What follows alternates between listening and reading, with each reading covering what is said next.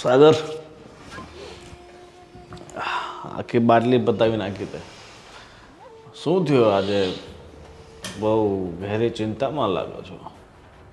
શું વાત કરો હવે તમે વાત જ એવી છે ને કે મને મન થાય છે કે હું મારા મા બાપને મારી નાખું એવું તો શું થયું કે તારા મા બાપને મારવા સુધીની નોબત આવી ગઈ અરે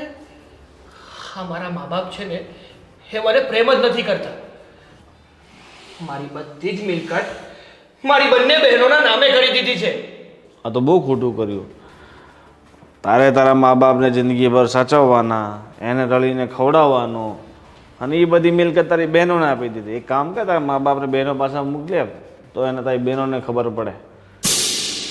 હવે એવું જ કંઈ કરવું પડશે